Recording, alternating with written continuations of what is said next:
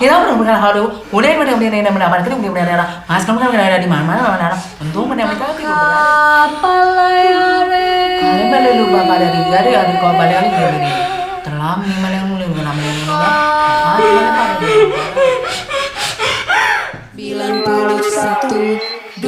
Jadi bane itu sebetulnya kan kalau di bahasa Sanskerta adalah suara atau bunyi, dan di sini kita melihat bahwa ada sebuah garis besar yang pengen kita angkat. Gagasannya adalah bagaimana kami mencoba untuk membuat catatan perilaku manusia di masa pandemi.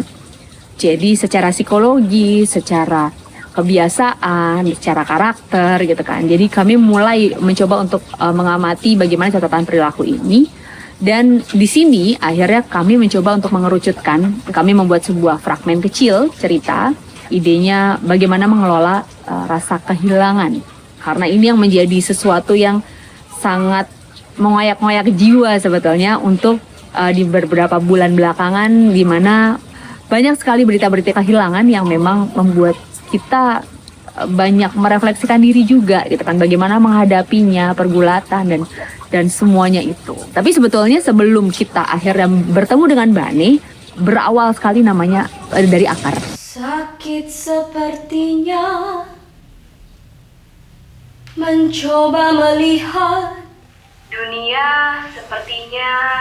Akar ini aku ambil dari penglihatan dari di rumah. Jadi ada akar yang dia hidup di tembok yang sebenarnya mungkin akar itu punya metode survivalnya saat dia hidup di tembok itu.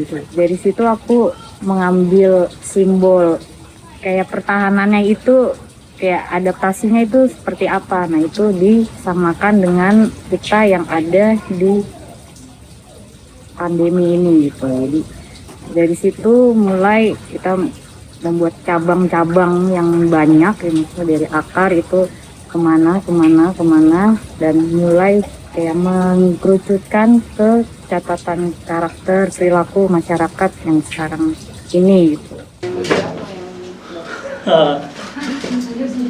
Dia punya rumah ini ya. Bukan, itunya ditutup. Di yang biru mana? Belum. Aja sangat kadang. Ini sih terakhir. Jadi yang ini kan berarti paling mungkin udah kalau ini media. Pas di sini kagak bocor ke yang ambil media mau terus. Project ini kan diperuntukkan untuk di panggung gitu. Jadi sebenarnya kita udah punya satu ide yang dirancang untuk membuat satu opera ini, Petaka Mamala ini.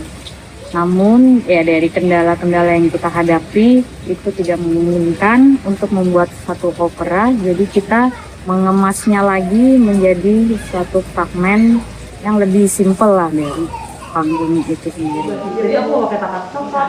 Adanya gede banget. Oh iya. Oh iya, takat nggak ada ya lupa. Kalau tadinya tuh mau aku masukin takat. Segini tuh, segini tuh masalah. Segini lah. Dari atas ini. Itu tuh ada ide ini nempelin di atas. Di apa sih bang? Bukan diganti, jadi pakai lakban di atas sih. Pakai lakban sepatu. Jadi bukan digantung karena kan harus posisi tidur kan. Bisa taruh di atas. Mungkin jalurnya mana sini kah atau mana? Ya. Posisi mereka di mana Pak?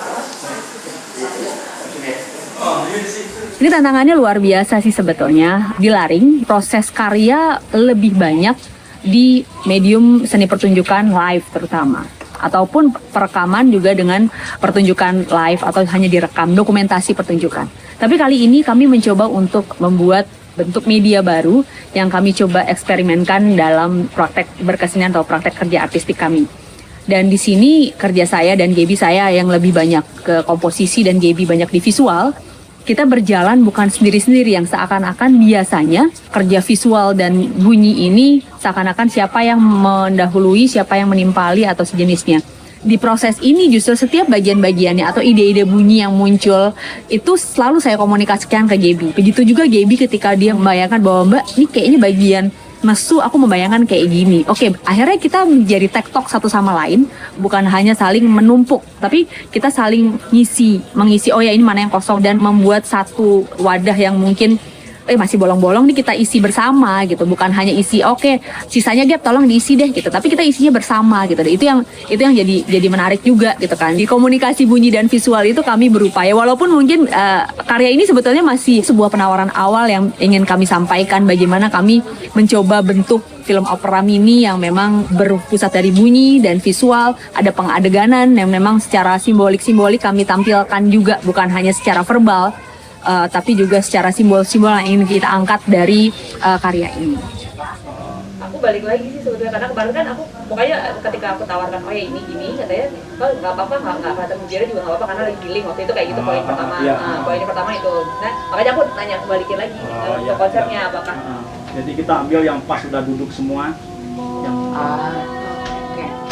Hibah seni PSBK ini sih support banget seniman-seniman untuk memberikan ruang untuk berkarya, terutama di masa pandemi ini sih. Kadang-kadang kita mencari gimana ya caranya kita masih tetap berkarya, ada ruang di mana. Kami menganggap bahwa ini adalah sebuah wadah yang bagus buat para seniman, dan juga kalau dalam sistem kerja kita juga akhirnya ini remote yang pertama kalau nggak salah juga dari PSBK, dan kita juga sih karena kerjasama kita jarak jauh ya. Ini percobaan yang menurut tuh ya cukup berhasil lah. Menantang karena kami melakukan proses di Jakarta, karena kondisi pandemi ini akhirnya kami memutuskan untuk tidak berangkat ke Jogja. Tapi dukungan dari pihak PSBK pun masih full. Bagaimana selalu berkomunikasi, saling berupdate gitu ya, dan terutama pas menuju post pro ya, ya. Itu gimana sih? Itu menurutku sangat tahu kesadarannya kalau misalkan post pro itu menegangkan, sangat menegangkan sampai asam lambung saya naik, saya tidak bisa tidur menunggu renderan itu video. Jadi menurutku ya itu oke lah gitu sih.